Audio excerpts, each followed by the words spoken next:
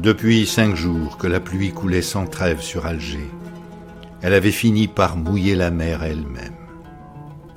Du haut d'un ciel qui semblait inépuisable, d'incessantes averses, visqueuses à force d'épaisseur, s'abattaient sur le golfe. De quelque côté qu'on se tournât alors, il semblait qu'on respirât de l'eau. L'air enfin se buvait.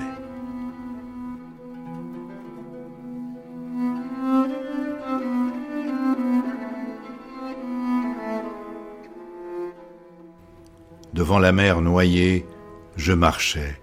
J'attendais dans cet Alger de décembre qui restait pour moi la ville des étés. Le soir, dans les cafés violemment éclairés où je me réfugiais, je lisais mon âge sur des visages que je reconnaissais sans pouvoir les nommer.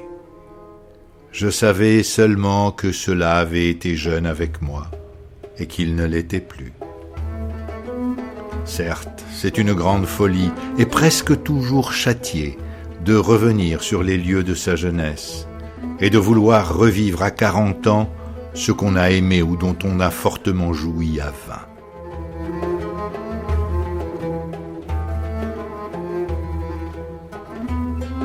Élevé d'abord dans le spectacle de la beauté qui était ma seule richesse, j'avais commencé par la plénitude. Ensuite étaient venus les barbelés, je veux dire les tyrannies, la guerre, les polices, le temps de la révolte. Il avait fallu se mettre en règle avec la nuit. La beauté du jour n'était qu'un souvenir.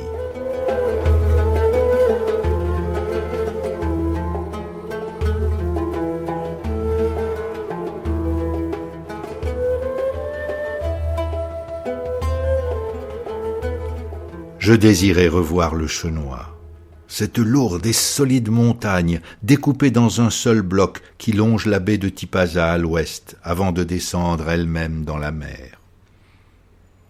Aucun bruit n'en venait. Des fumées légères montaient dans l'air limpide.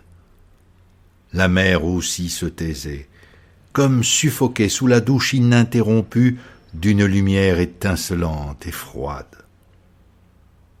Il semblait que la matinée se fût fixée, le soleil arrêté pour un instant incalculable. Il y a pour les hommes d'aujourd'hui un chemin intérieur que je connais bien pour l'avoir parcouru dans les 2 sens, et qui va des collines de l'esprit aux capitales du crime. Et sans doute on peut toujours se reposer sans dormir sur la colline, ou prendre pension dans le crime. Mais si l'on renonce à une part de ce qui est, il faut renoncer soi-même à être.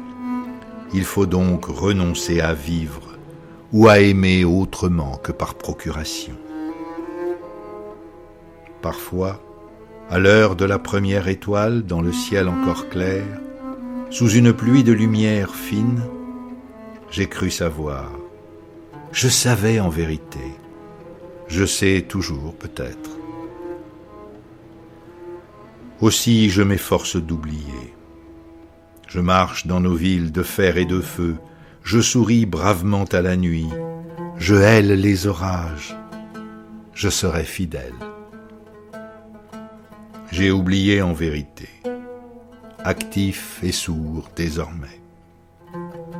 Mais peut-être un jour, quand nous serons prêts à mourir d'épuisement et d'ignorance, pourrai-je renoncer à nos tombeaux criards, pour aller m'étendre dans la vallée sous la même lumière, et apprendre une dernière fois ce que je sais.